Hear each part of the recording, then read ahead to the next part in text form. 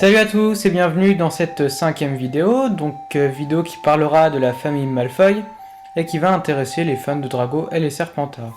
Pour cette vidéo, je vais me baser sur leur arbre généalogique, qui est un extrait de l'arbre généalogique des Black, l'arbre que l'on voit dans la noble maison des Black dans le 5e film. D'ailleurs, je vous conseille vraiment d'aller le voir, ça vaut vraiment le coup, j'ai dû passer genre 15 minutes scotché devant.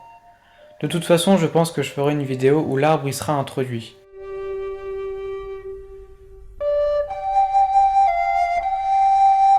Donc on va commencer du côté de Lucius. Du côté de Lucius, J.K. Rowling nous a pas dévoilé grand chose.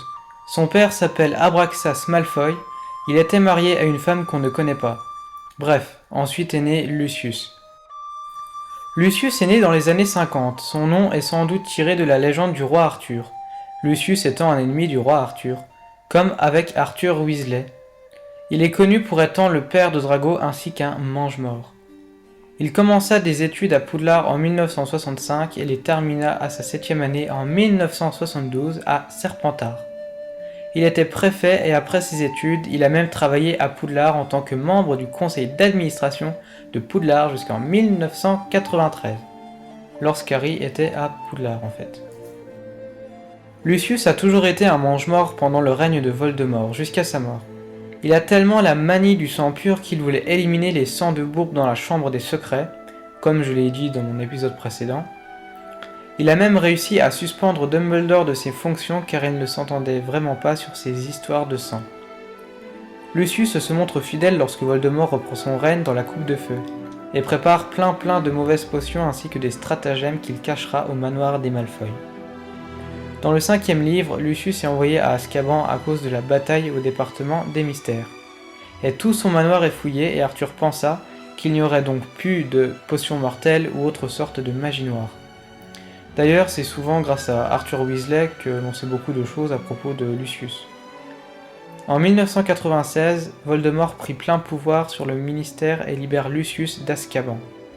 Mais Voldemort est furieux de son échec et il se dirige vers son fils Drago.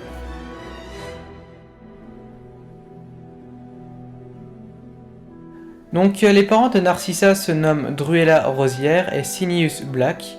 Ensemble ils font 3 filles, Narcissa Black qui deviendra Malfoy, Bellatrix Black qui deviendra plus tard Bellatrix Lestrange et Andromeda Black. Narcissa est née dans les années 50 comme Lucius.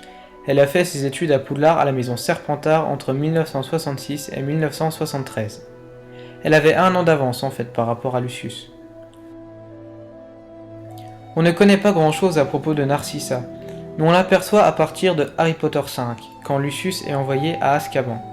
Quelques semaines plus tard, au début de Harry Potter 6, elle avoua à Rogue que Voldemort s'est tourné vers Drago pour remplacer son père en tant que mange-mort. Et demanda à Rogue d'aider Drago car Narcissa a peur. En bref, on peut voir que Narcissa est une bonne mère qui tient à son enfant. Elle communiquait beaucoup avec Drago à Poudlard en s'échangeant des hiboux. Moi, c'est une femme que j'apprécie beaucoup, franchement.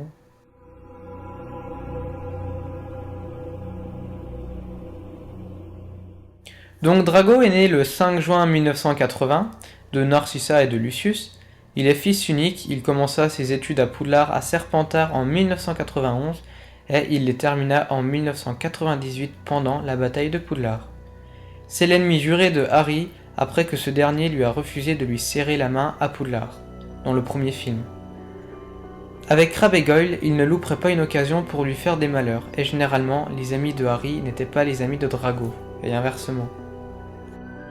En 2e année à Poudlard, son père offre à l'équipe de Serpentard des Nimbus 2001, et il devient attrapeur à l'équipe de Serpentard et cette passion le suivra jusqu'à la fin de ses études.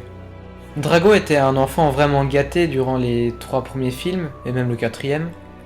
Enfin, c'est ce que pensait Harry lorsqu'ils se sont rencontrés la première fois au chemin de traverse. Car en fait, Drago regarde de haut ses camarades alors qu'il a peur dans la forêt interdite avec Harry dans Harry Potter 1. Il se montre insolent avec les sangs de bourbe dans Harry Potter 2, et dans le 3e, une tendance à en faire vraiment trop avec son bras. Pas de Quidditch, pas de cours, une minute de plus et il n'avait plus de bras, nanani nanana. Tout ça parce que c'est un enfant vraiment pourri gâté. Son père qui lui achète un balai de course, sa mère qui lui envoie des friandises, sans oublier les fabuleuses places dans la tribune officielle pour la finale de la Coupe du Monde de Quidditch.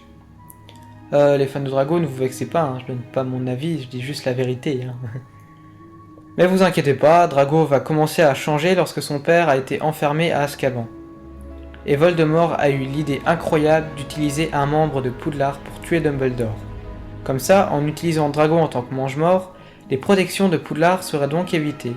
Drago est donc terrifié, il n'a plus son père et doit vraiment se débrouiller tout seul. Et c'est là qu'on voit le changement en fait entre le bras cassé où son père et le moment où il se prépare seul avec l'armoire à disparaître. De plus, il a vraiment un enjeu énormissime. Et il n'a jamais eu quelque chose aussi énorme à faire sans ses parents. Donc chose due, chose faite, la technique de Voldemort marche et Dumbledore fut tué par Rogue, mais pas par Drago, il en était incapable. Dans les 2 derniers films, Drago n'est plus du tout le même. Il a tellement honte d'être un mange-mort qu'il finit par s'enfuir avec son père et sa mère lors de la bataille de 98. Et on les reverra 19 ans plus tard.